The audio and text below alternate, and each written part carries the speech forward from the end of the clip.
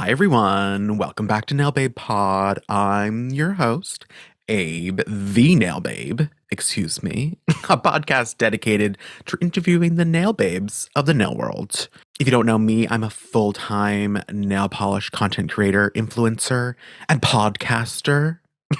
What's more pretentious, saying I'm an influencer or saying I'm a podcaster? Because both are true. And this is what happens when you smell too much nail polish. Anyway, this week my nail babe is the founder of Deco Beauty, Julianna. If you follow me, you'll recognize her sticker sheets. You know, I love to do collages with her stickers. I even put 730 stickers from Deco on my nail. Originally, I was planning to put 1,000 stickers on my nail and do it for like my 1,000th post, but after 700, I lost count and I was tired. It just happened to be around my 2-year Instaversary, so I posted it for that and asked people to guess how many stickers I used. Someone commented, oh, it must be 730 for a sticker for every day you've had your Instagram. Now, I was not smart enough to think of that, but now I tell people that is what it is. But anyway, that's enough about that. Let's get on to Jules. I love this episode because we get to hear the other side. Last week, we heard from Crystal and how to monetize your content. And this week, we hear about how it is to run the brand. So without further ado, oil those cuticles, lotion your hands, and let's welcome Jules to the Nail Babe Pod. Well, I'm so excited to welcome, how do you say your name? Julianna? That's a great question. I say Juliana, but my mom who named me says Juliana. Well, she's wrong. She's wrong, clearly. But yeah, Jules is easier. For business stuff, I feel like it also, it wasn't planned, but it goes perfectly with the gem stuff, doesn't it? Oh, yeah. No, in my real life, I go by Abram, which is my full name. You don't go by No, that's just like my online persona. Oh my God. Well, I mean, that's kind of the same thing with Jules, but it's great because it's totally a business strategy. And when I started going by Jules, when I started Deco, the whole thing was maybe Jules is X, Y, and Z. So whenever I feel like I need to get into the right business mode or whatever, I'm manifesting my ideal business person. And now I feel like I am that person. So it's cool. It works. I love that. I feel like that is the persona of what would Abe do? Or it's just kind of I'm playing the part of content creation and being on, right? Right. No, it's totally a thing. I mean, and it's you're acting as your best ideal self. So it works. That's why I'm we don't need to see the Cindy hand of not painted. We just see the nice hand. Yeah. Jules doesn't have a right hand, actually. Yeah. Just the left hand, the pretty one. Exactly. Also, it's nice because I can see my packages. If it says Abe on it, I'm okay, that's for nails. All the other packages have a different name. Okay, so I guess I didn't even introduce you. Jules Hi. from Deco Beauty. Yes. Known for their gorgeous stickers, I think is what you're most known for. You also do polishes as well. Yes. Other things? To come? Tweezers and files, but that doesn't sound exciting after you just said the tweezers, I use those tweezers for everything. Yeah. I love your tweezers. Fun. They're just little mini guys. And yeah. They're nice and sharp too. I'm if I have an ingrown hair, I'm Deco. Same. I need a tweezer. Same. No, I love them. So best known for stickers, which I'm so proud of. And yeah, we still have nail polish. It was funny for a while. People would I feel like we only posted stickers for a long time on the feed. And then we started posting some nail polish stuff and people would be like, oh, I didn't even realize. I'm yeah, I'm sorry. I'm bad at marketing that all the time. But your stickers are iconic. I'm not trying to gas you up or whatever, but I do feel the attention to detail in the sticker sheet, the stickers themselves, but also the way you lay out the sticker, the packaging, everything. I see these other brands and there's just an afterthought. They're throwing stickers up there. It's literally hideous. And I'm they need to hire it. I don't know, they need to somehow partner with you or have you design it or they just shouldn't even go to stickers because it's cough, Gucci, cough. Okay. No, but seriously, if anyone from Gucci Beauty is listening to this, call me. I'm looking. Oh, do they have stickers? Yeah, and they're the lowest rated item on Sephora, and I'm y'all, it doesn't have to be like this. Let me help you. I will help you. But no, thank you so much for acknowledging my effort because I was never planning on the stickers to be what they are today when I launched them. Quite honestly, if you've been following the brand for before 2020, we launched, or I launched stickers in 2018, and they were just like literally teeny die cut stickers on like FDA approved skin contact paper. So like, you know, they weren't just like literally random stickers. Like paper anyway, or whatever? Yeah, they were paper. Okay. It was a completely different like printing and press process. It was not my best foot forward. And in the moment, it was frustrating because like the samples came out so nicely, but then like, I don't know, I just was like, okay, I can do this a lot better. And I feel like I was excited to do it again. And that's actually, so that was in, I guess that was actually like 2019. So I had already been working on finding a new supplier, thinking about designs, coming up with a totally new plan. And by the time that 2020 and March came around and everything was shutting down, I had already I was pretty much almost there with pulling the trigger with a factory. Okay, I didn't realize the stickers just basically started in 2020. What we know the stickers as today. October 2020 is when they launched. I just feel like you're so established. I just imagine like I know you have stickers. I feel like you were the first one, you introduced me to stickers.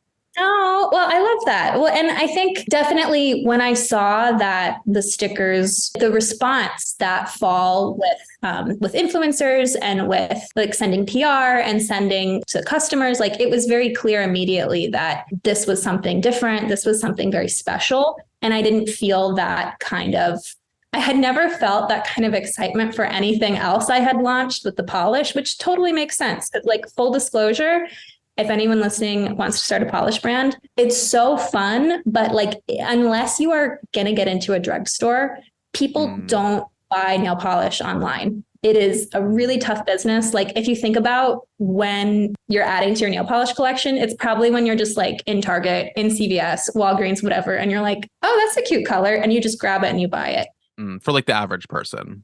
Yeah. Right. Instead of the crazy people like us. Yeah. Honestly, people listening to this podcast, like we're like, what? That's true. That is true. But yeah, if you're trying to like grow past that, I guess. Right, exactly. Definitely. Like, of course, there's a whole indie maker community and like that amazes. And I'm so impressed by people who like are hand mixing. It's tough. It's really tough. Also, I just feel like I had some smaller brands be like, do you want to do like a polish collab? And I was thought about, I'm like, what point of view do I have for polish? Like literally, I feel like they've all been made. Like what color combo am I bringing to this?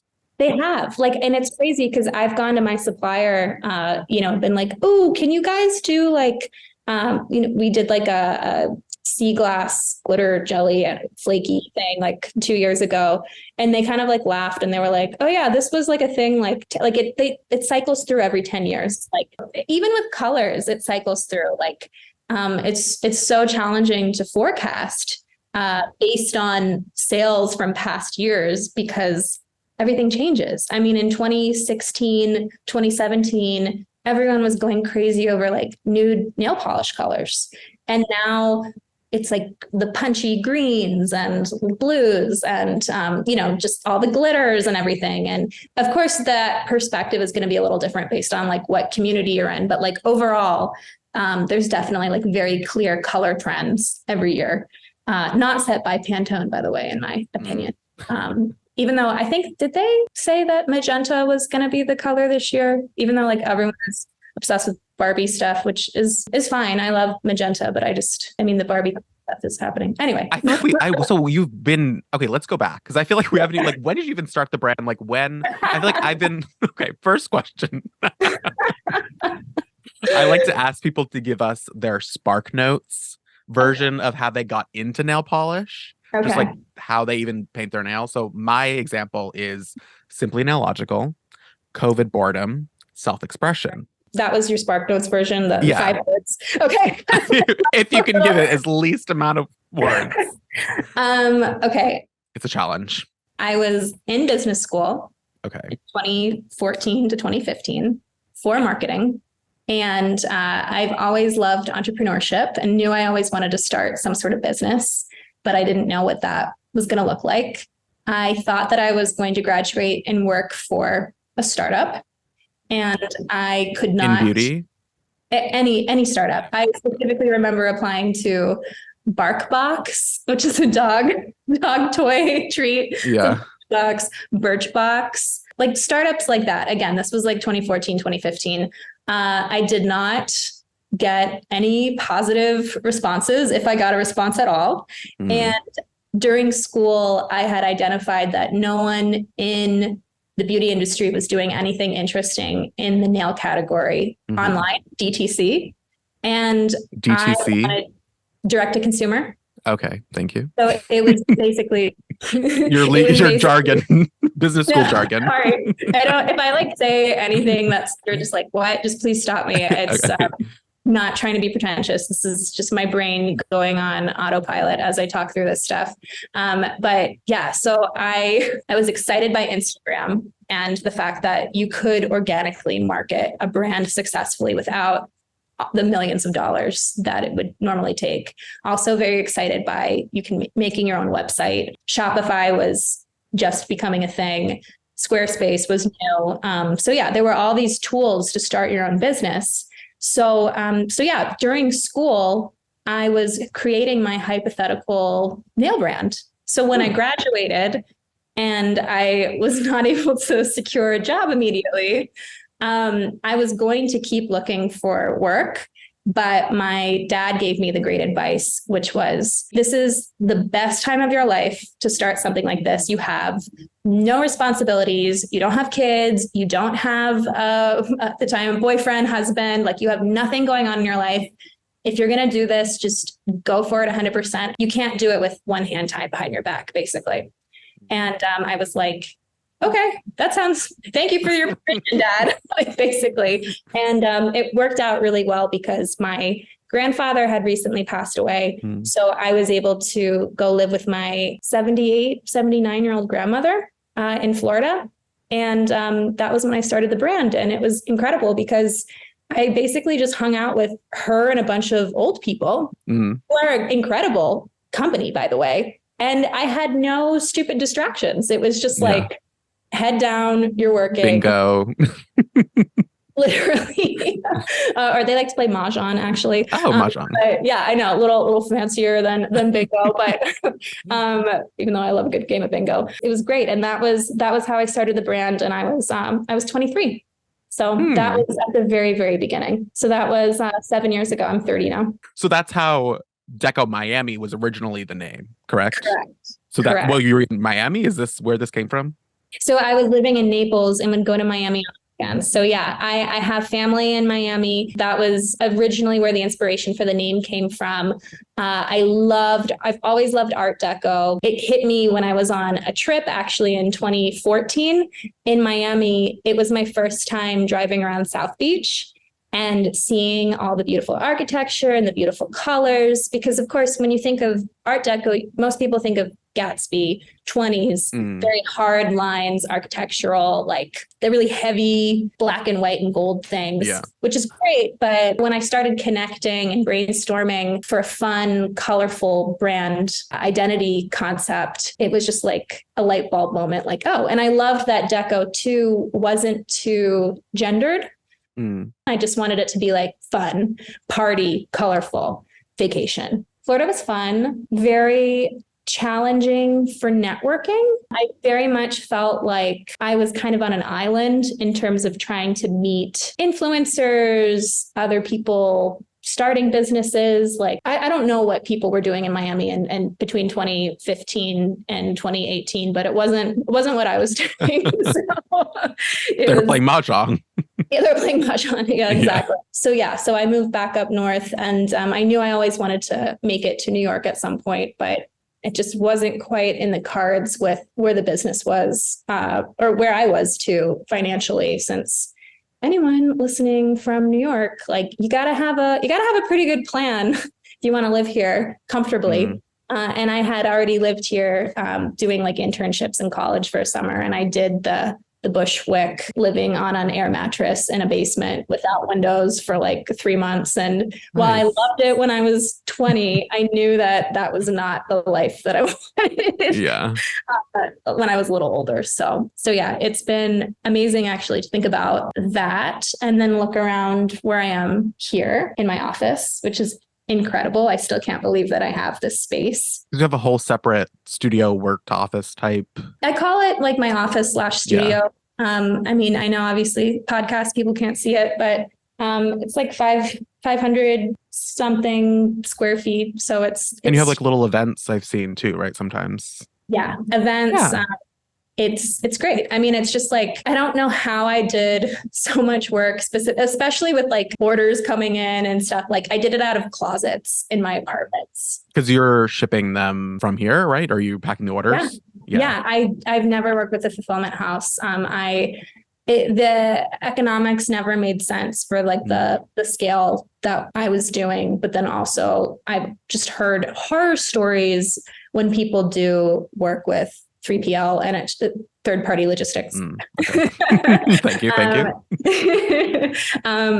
Yeah, I mean, it's just like, I like to feel like all my inventory is right there. Whenever I can't find something, I just have to look through the boxes.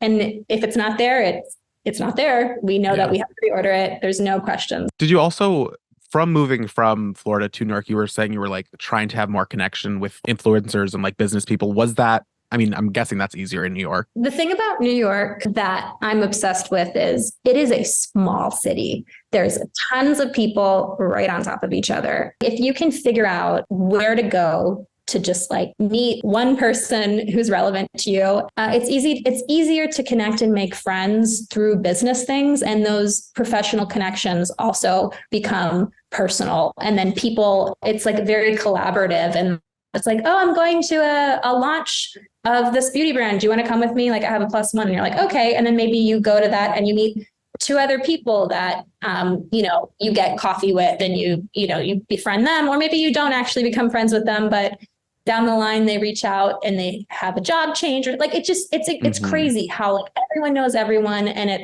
it doesn't compare to online, in my opinion. In college, my nickname was Hurricane because I would just like move from like room to room, from like group to group of people and just be like, hi, everyone. Like, I'm Jules. What's going on? Bye. And then just like on to the next one. And like, that's kind of that is exactly what I do now, but in a much more professional, sober manner. Actually, fun fact, I don't drink at events because I'm like, the stakes are too high. I don't have social anxiety, thank God. But I do when I am, the second I feel like have no control over what I'm saying in a business setting. So probably good advice. Yeah. Don't get hammered at business events. Also, I love your personal Instagram. If anyone doesn't follow, Sassy Julianna on Instagram.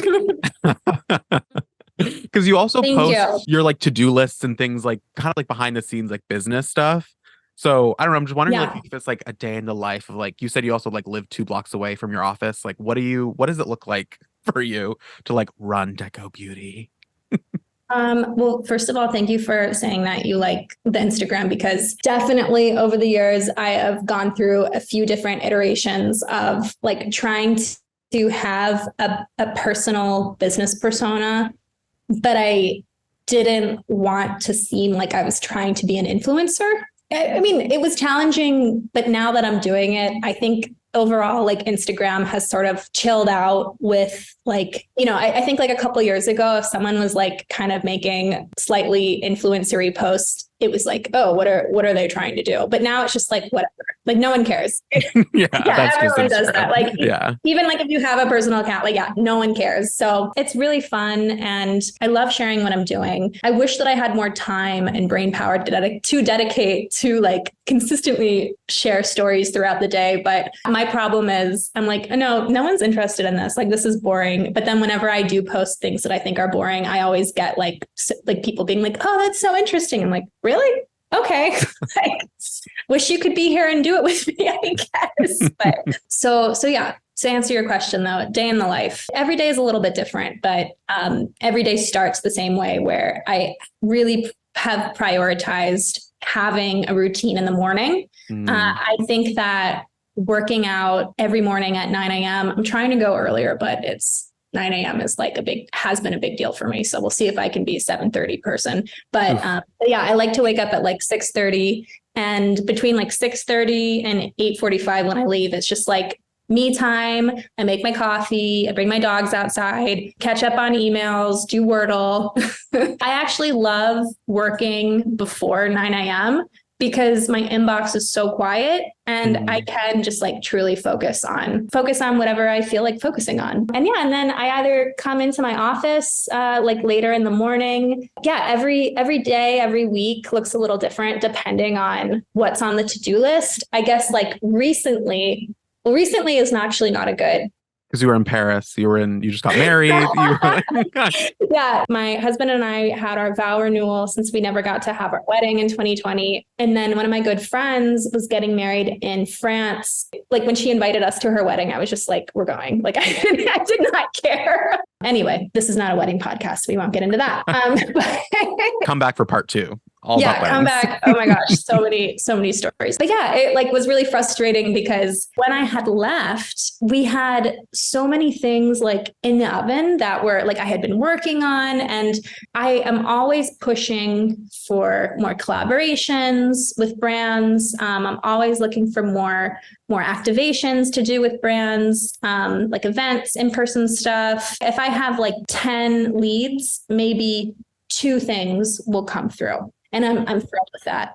And what happened this spring was, I was pushing for like 10 things.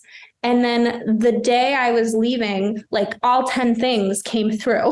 Where it was like, we have e-commerce partnerships with Ipsy and FabFitFun, new collaborations that were happening. It's so funny. Like I basically like pitched a bunch of inventory to sell to Ipsy and FabFitFun thinking like, oh, they'll just like, they probably won't even respond, whatever. And they were like, no, we want everything. And I'm like, oh my God. And I'm like, again, sitting in the airport terminal, just like, shit, like, I don't know what I'm going to do. It all worked out somehow. But so I keep going back to like, what does my day look like? You're just trying to make it, trying to put out all the fires. All of the fires. Well, I'm starting fires and I'm putting them out. You're like, who's starting these fires? I know. Oh, it's me. Oh, my bad. No. But that's what makes it fun. I love being busy all spring. I'm like, okay, you guys want something for October, for November. Like we've got time. I'm not going to start the artwork until after my wedding stuff. It'll be great. And now I'm like looking at a calendar and I'm like, wait, if we do an October launch, that means they need it in September, which means I have to order it in August, which means we don't have time. That's tomorrow. Literally tomorrow. Yeah. So I'm like very overwhelmed. I mean, I just banged out 2 different collab artwork pieces in the last 2 days. We just did a collab with Lisa Says Ga, great artsy fashion LA brand. And they've already placed 2 more orders, which is incredible. And they want to do a Christmas collab, which is also incredible. But I'm like, holy shit, that means I have to do the artwork next week. I need to have it ready for them. Like that's what I always feel like the mail always comes in on the same day. Like all the packages come on the same day. Like this is, and then brands are like, so like 2-day turnaround time, and I'm like, absolutely not. No, it's crazy. I mean, and you can say that, but I can't. You're trying to keep everyone happy. Well, I mean, you have to. That's the thing. Like I've worked with at this point many different brands, and they snowball in that other brands reach out after they see a successful collab. So how does that work? Like, how did the first one happen? Do you remember the first collab? Yes, Be Try It. I was sitting in the office and an order came through for 1 sticker sheet, but they paid like $40 for express shipping. And I was like, excuse me? Like what? Like the sticker sheet was like $8 at that time. Yeah. Like who does that? And I looked at the email and it was like yada at Be Try It. And then I did a little digging and it was the founder buying 1 sticker sheet that she needed the next day. So obviously, like I put a bunch of stickers in the package. Like love Be Try It. I think I followed up with her in like a note that was just like, hey, just wanted to let you know, your package shipped, everything is good. Here's the tracking, but also I see you're at Be Try It, love your brand, and I included some other goodies for you. Hope you enjoy it. And I think at the time I wanted to start doing brand collaborations, but I wasn't sure how brands would take me seriously. I had done one with a friend in skincare. I knew that it would take time to cultivate the reputation. Like I wasn't just going to like go straight to Hello Kitty. You know what I mean? Yeah. Like, you need to like work your way up. And yeah, it just sort of like, it felt like Be Try It just landed in my lap, literally as an opportunity. She was already a fan of your work. work. Right. She responded that they needed the stickers for a photo shoot the next day or something. And I was like, that was when I pitched the custom collab. And to my surprise and major delight and happiness, she was like, that sounds great. So, for the next like 48 hours, I just like was head down, just like, coming up with different drafts for them. And they were they wanted a gift with purchase for a Valentine's Day collection. And it just so happened that we didn't have to change too much on our Valentine's Day sheet. So we just kind of curated some designs from that and changed the colors around. And it was so cute. So after that collab went live, I just like took it and ran with it in terms of like, look, be try it. Like, look, be try it's willing to work with us. So like, so from there, I tried to find parallel brands in fashion, beauty, lifestyle. I think I pitched Otherland Candles, Allison Liu Fine Jewelry. I mean, they have such an amazing celebrity client base. And I just like DM'd them and they were like, oh my God, so cute. Let's work together. And it just was like, boom. And you're just like, are you saying like a pitch deck or you're just kind of like, hey, would love to do something? So my strategy is I always keep it very casual to start because I mean, you get emails from brands. If it's like a wall of text, you're just like, you just delete it. This is crazy. Like, this is complicated. Yeah, it's too much. You're not going to process it. But yeah, I do purposefully only work with brands, at least when I'm reaching out to them, that I personally love. And that makes a huge difference too, because in that initial reach out, I'm not just like saying generically, like, I love your brand. I'll include something that makes it clear that I am a fan of your brand. So that makes a huge difference too. I didn't used to have a deck, but now I do have a deck that like very clearly outlines the value for the partner. So that's like a huge thing that I think people in business need to remember is whenever you pitch anything, especially when you're trying to sell something, you have to explain why the other person, the other party is getting more out of it than you are. So in terms of like the value, it's not just like, hey, I want to work with you because I love your brand. Bye. That's cute. Please pay me. Right. Exactly. It's like, hey, I want to work with you, but here's why you're the winner here. And I'm just along for the ride for X, Y, and Z reasons. So my pitch with the stickers is that they're the perfect merch crossover. People have tote bags. People have the die cut stickers. People have the Nalgene's with their brand on it or whatever. Like, this is something fresh. It's something new. And when I design the stickers, it's always nail art first. It's never brand first. Everything has to be wearable and make someone excited about a sheet, even if they don't care about the brand at all. I love spending so much time on the details of everything. And I'm glad that shows through. And, it does. Yeah. And that's also why I'm not worried about like a competitor coming in with stickers, because even if they have a great graphic designer, it'll always be different from whatever I'm coming up with. Everyone has their own point of view.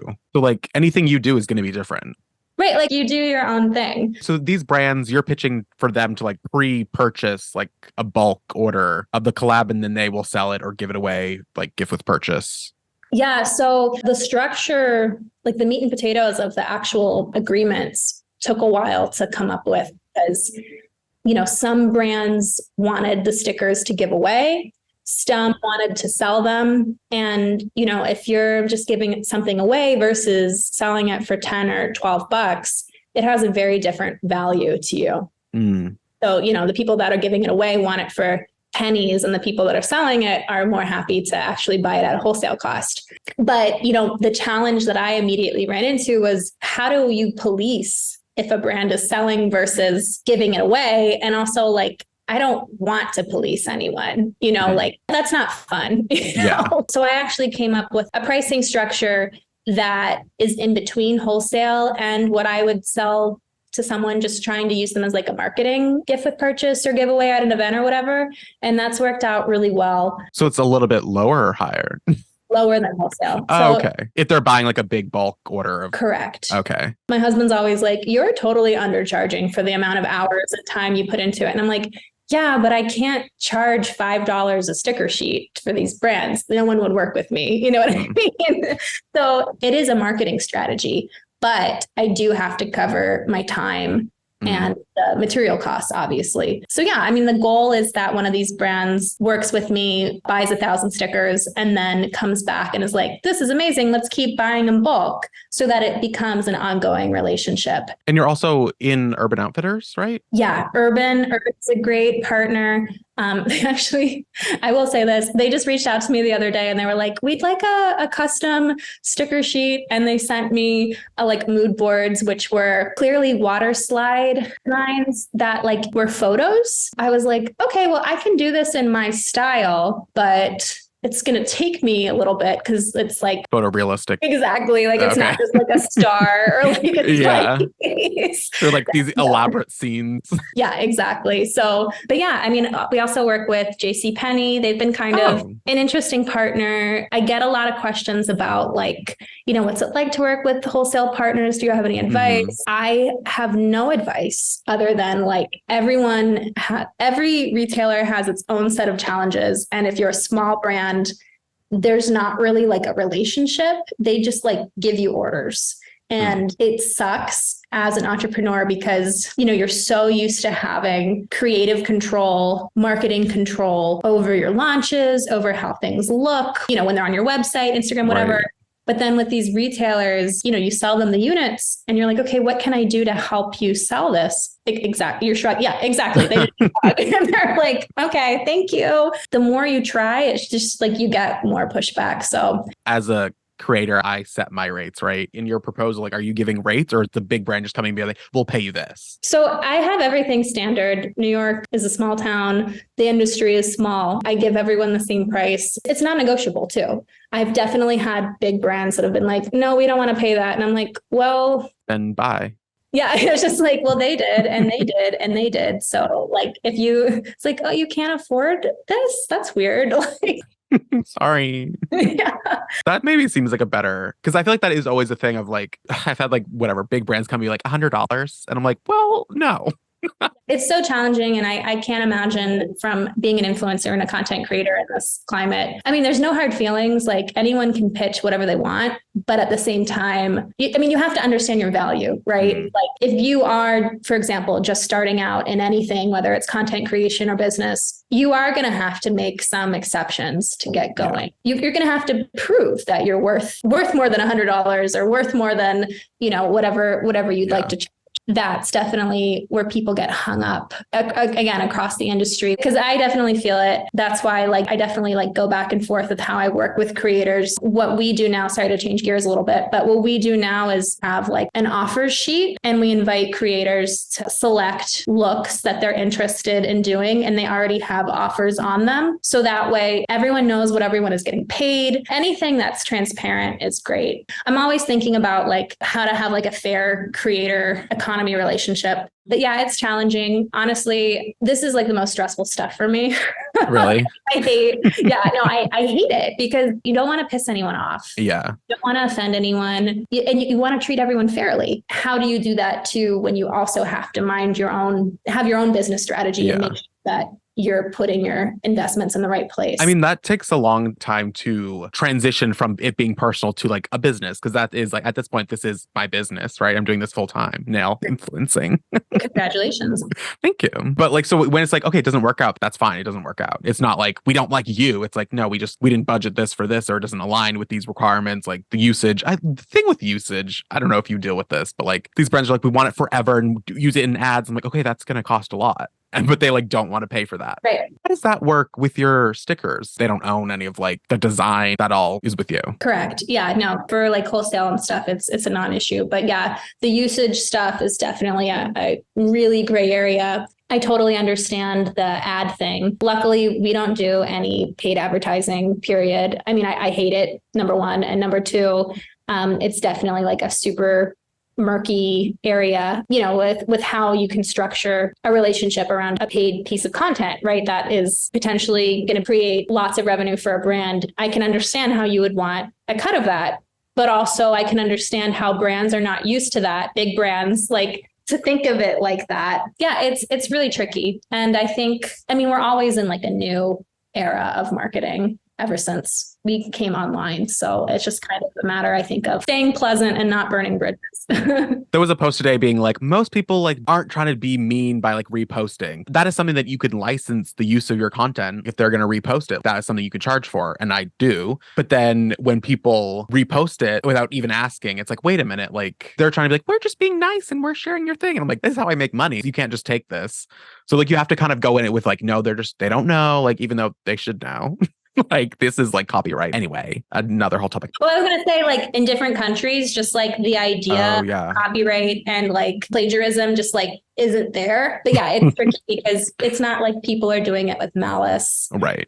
But also, yes, it is aggravating and yeah, you don't want it to happen. So I wanted to ask about business school versus reality. It seems like you know what you're doing. Like you have these terms, these acronyms. But like how much of that is like when you got into like actually running a business, you're like, wait a minute. Yeah, great question. So I have a marketing degree and I went from undergrad directly into business school without anything in between. And which is more common now. I think before, like most people who are going for like an MBA, you know, you'd work for several years before you would go back to school and get it. I definitely think that business school, it gave me a very clear advantage in that you're not literally taught how to do like the day-to-day stuff of running a business, but you're taught these different critical thinking frameworks for approaching different problems that you would have. For example, you know, there's the not as much as get into an acronym. It's like the 5 P's of marketing. And it's like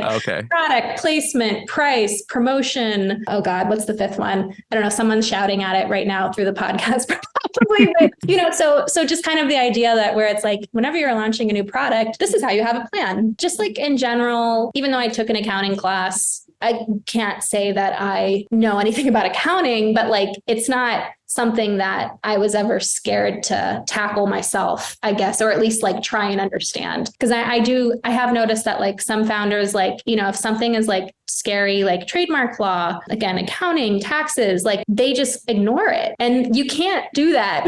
You can't just ignore. Yeah. It's actually kind of crazy how many founders, when you bring up trademarking your logo or like your name, and they're just like, oh, I've never done that. I'm like, what? You don't have to pay even an attorney to do it for you. You can do it online for like $200. Like, do it now. Like, stop talking to me and go do it. Like, should I do that? Yeah, you should do it. You should do it. Abe? Yes. Yeah. Okay. Just what, Nail Babe or Abe Nail Babe? All of it.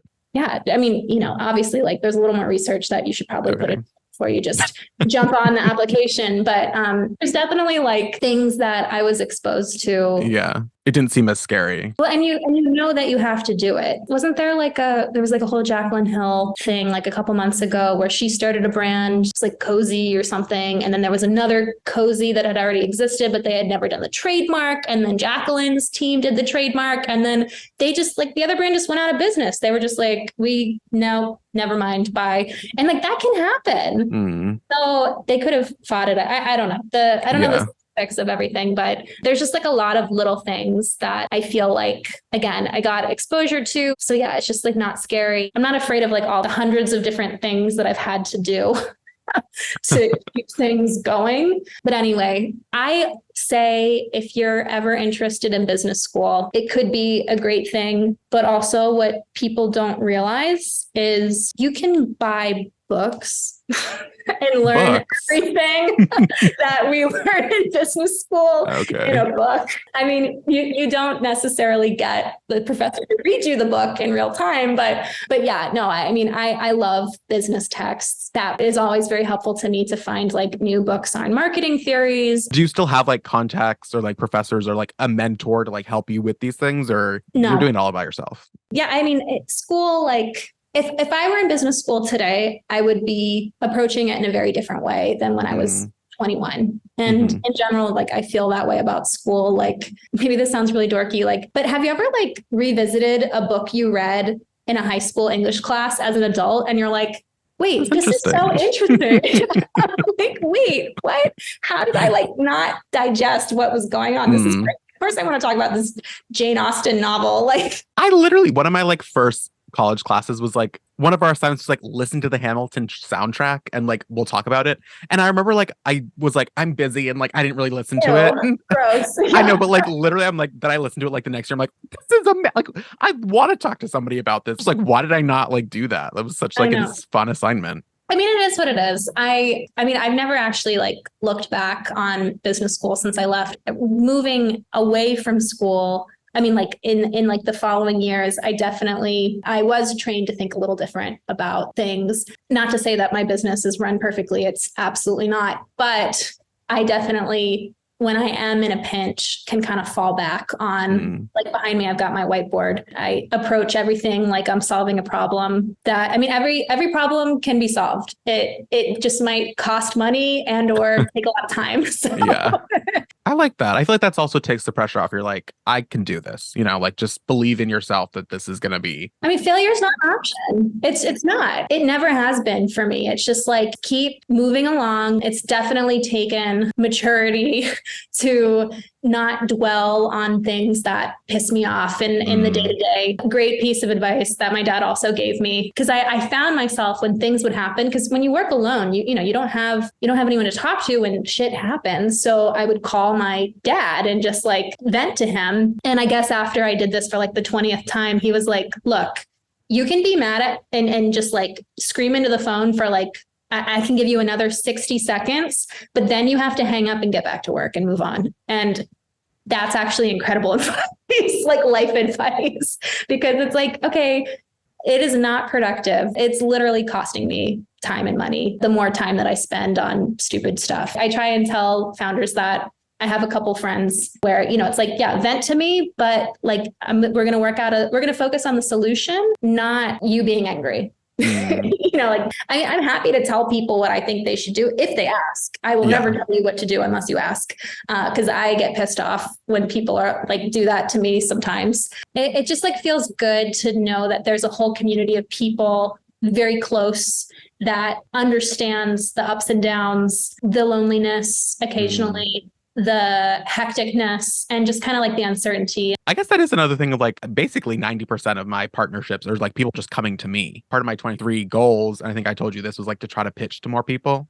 Yeah. To like take more of that into my ownership. It is scary to me, like, what if they just stop reaching out? Like, what if something happens? Like, I don't know. It seems like you're more pitching to people, so you're trying to like take ownership of that. I have been called pleasantly persistent. Unless you tell me to like go die forever, go away, stop bothering me, I will just like keep being like, hey, it's me. Hey, it's me. You know, like I have nothing to lose. And also what I find too, because of course, like I'm pitching to brands too. To work with them for collabs and things. Right. And the consistent thing that I am told is you're not annoying. Even if you don't get a response immediately, just keep reaching out, because if I don't respond, it's because there's nothing right in that moment that makes sense to work with you. But keep reminding me that you exist. And if something comes up and you ping me at the right moment, I will respond. I will schedule a phone call after that. So pitching, I know it seems scary. I mean, but again, like you just kind of have to, who cares? Like if you don't try, you're not going to get it. That is good advice. I think that's like with all things in life though. It's not just business. It's just like, you know, if you want something, and also if you make it really clear that you want something, it's more appealing to the other party. I mean, I definitely feel that way with some people that like keep coming to me. And like maybe the first time they wanted to be on the PR list or whatever, I've just been like, you know, thanks, but not a good fit. But if that person keeps coming back to me every couple months and I see them showing up in comments or whatever, I'm like, hey, this person, you know, I see them, they're top of mind and I can see that they really want this. So it changes. And they actually care. Right. I think like with pitches, if there's any content creators listening to this, like just don't copy paste a generic thing. Because brands, like we get those all the time. And if it's just like, I love your brand, I love painting my nails, and here are my rates. Like, it's just like, cool. You clearly sent this to 50 other brands, and like there's nothing that's standing out there, because that's like the hard part too. I think I love how we keep like transitioning to different topics, but and also like choosing creators to work with. There's so many options, but also the stakes are so much higher for Instagram content in general. What do you mean by that? Like in terms of like engagement, like it's not as easy anymore to get the engagement as it used to be. I am always looking for people who like genuinely love the product, and they're posting photos and content where I can tell that they love the product. You know, it's genuine. And if I can tell, then that means that other people can tell that they actually love what they're doing or playing with stickers or whatever. So yeah, no, it's all about being genuine, right? I think that also is like true probably for like your brand identity. Like if you're just like, you can definitely tell people are just like, you can tell when people just throw together some stickers, right? That it's just like an afterthought. I like, there was one story I did that was like your sticker sheet versus like another brand sticker sheet. I saw they were that. both $10. And the like other one had like half as many stickers and they were ugly. So anyway, you can tell you care. Thank you for all the love on the stickers. Again, like, I mean, it's artwork. It's my art. It comes from my soul. Yeah, that's what people want to see too. Like, I mean, just in general, I feel like there's so many options for everything, for your shoes, your makeup, your nail polish, your couch, like, and everything needs to feel special and meaningful. And yeah, I think like that's definitely at the heart of like a good brand, right? You're just like, I want to be part of this. I love the product. I love the brand. And like, you know, you're proud to and excited every time you interact with that thing, which sounds like, yeah, of course we're all materialistic, but like material girl. I love my cute things. So, but I also, for people who don't know, you're designing every sticker. You've shown your design process of like hand sketching the stickers, like bring that into Illustrator, like you're really doing A to Z, all the things. Yes. I started referring to myself as creative director and founder. I want to make it clear that, you know, it is me doing everything. I love it. It's a lot of work. How did you always had like a creative side, like, or did you teach yourself through this process? Like, how did you even like using Illustrator? I feel like that's not something most people know how to do. Yeah, I learned as I went. I think the most useful class, one of the most useful classes I ever took in high school, it was a photography class where we learned like Photoshop basics. Mm-hmm. And from there, I was able to, with a lot of YouTubing and Googling, figure out the basics of Illustrator. And that was incredible for, you know, when you're starting a business, you have to be a jack of all trades. Like I couldn't have a graphic designer, couldn't hire anyone. It was there. Yeah. So yeah, I just kind of learned as I went. Definitely like the coolest thing about art, anything artistic and creative, is you are always getting better the more you do it. Like there's no plateauing, in my opinion. Like you are just always like up and up, getting better.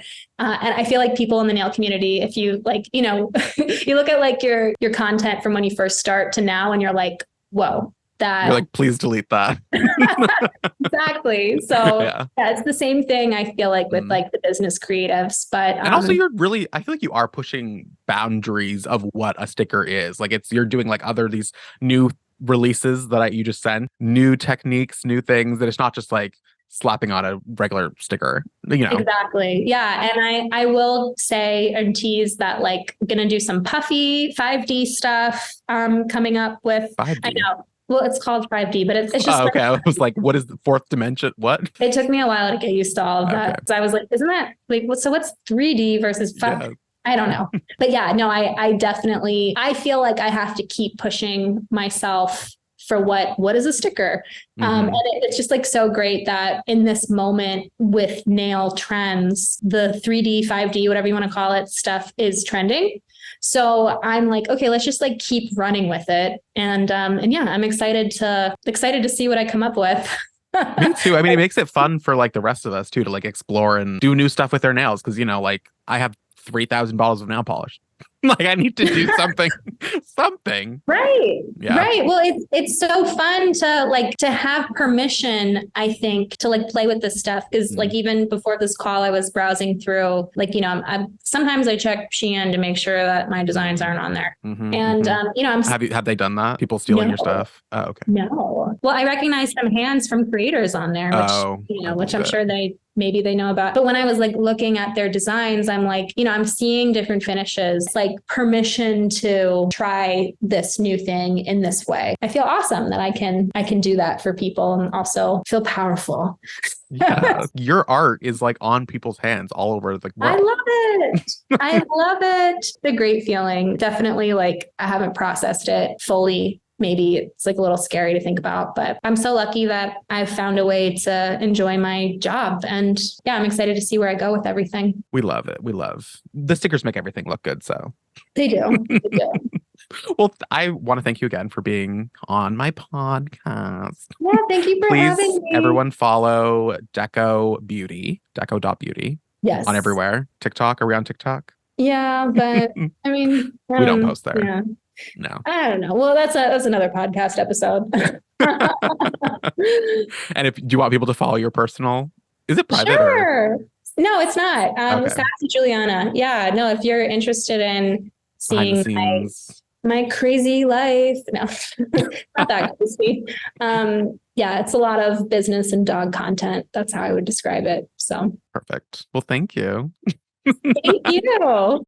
Okay. Episode 2 done. Now I do have an affiliate code with Deco Beauty, ABE10, to save you some money at checkout. I'll leave the links down below, as well as all of the Deco Beauty links. Sassy Juliana, Jules' personal page, where you get some behind the scenes. I want to thank everyone for listening and supporting the show. I want to read some comments on our last episode. Sip and Dip says, love this so much. The way I spit out my coffee when you said, this is not the dream. I feel that. And answering the question, what do you do? I dread that question.